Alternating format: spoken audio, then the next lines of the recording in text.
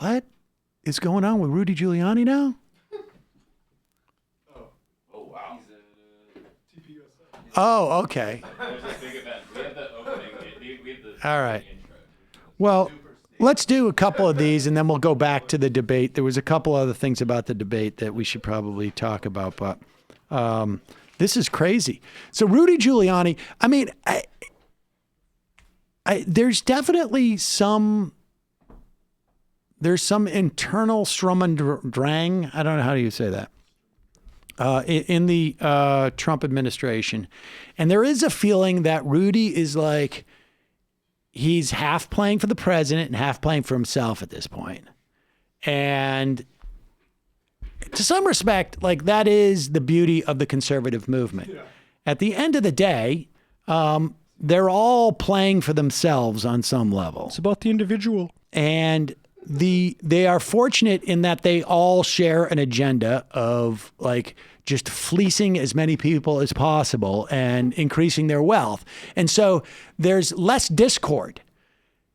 You know, they are pursuing what our libertarian friends would say, you know, like a pursuit of our own self-interest.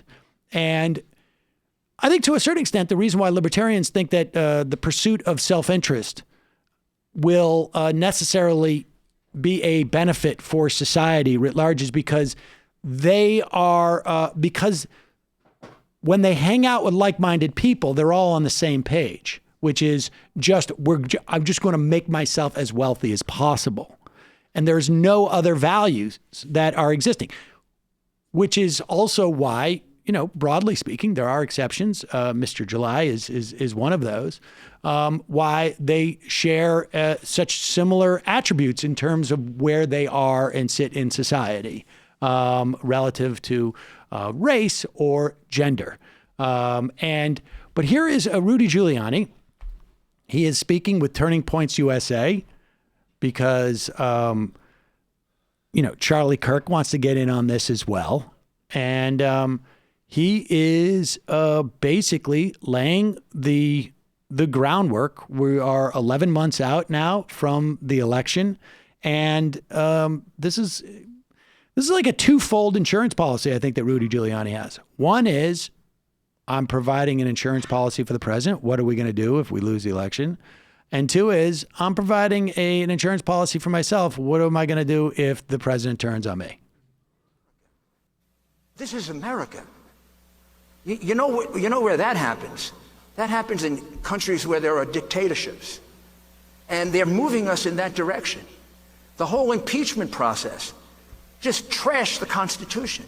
No right to counsel, no right to call witnesses, no right of confrontation, no right to even have your lawyer there and investigate all the lawyers. Pause it. They want to put for 1 second. Now, first off, they're moving towards dictatorship. The congressional dictatorship you rarely see. It's usually invested in one person who is at the top of, but,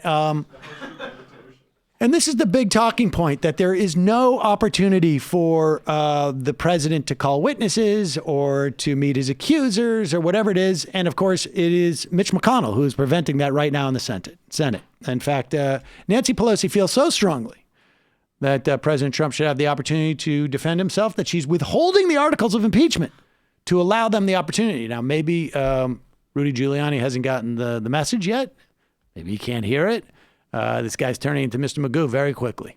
No right to even have your lawyer there and investigate all the lawyers. They want to put Barr in prison and they want to execute me. Good luck, by the way. The mafia tried that. And the FARC.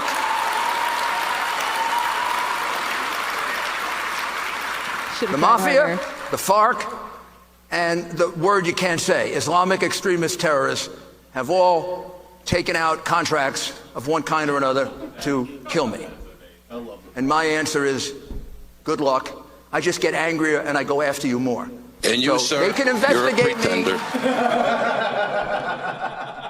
I'm a big fan of the FARC. I just, apropos of nothing, Right. I just would like to have that out on the public record. I would like to see the contract that was put out on Rudy Giuliani by extreme Islamic terrorists or wherever he calls them. And frankly, I would also like to see a little bit more digging around on the mafia's contract on him, because I would imagine there might be one by one group that we would call the mafia, but I suspect that there might be other groups that are also maybe not so concerned with getting rid of sort of like different kinds of contracts. You mean like maybe there was a contract from the Medellin cartel to assassinate General Noriega if they thought he was skimming, but maybe there was another different organization that provided him security. Exactly. I mean, just different contracts. right. There's just different relationships with different groups. Maybe, as an example, you build a whole career based on destroying one type of mafia that you might even be ethnically identified with, just at exactly the same time that it opens up the door for another type of mafia to dominate New York City. And literally every day in the news, we hear about you having different potential and alleged bizarre relationships with that other mafia. Das Vidania. Isn't this kind of what explaining The that to us. Irishman is about? And yeah. Do terrorists really put out contracts on That's what I people? was saying. Like, I feel yeah, like they don't really do a lot of outsourcing. that's right. Let's put the contract on him. He'll use it in a Slits with the TPA fishes. speech Right. and make an ass of himself. First of all, What do we got Ben Shapiro women doing? should cover, and Send us second, off. we want a contract on Rudy Giuliani. But also, the only serious point I make is that all right-wing politics is projection, and that's what they're trying to do. Yeah. And that's like a serious point.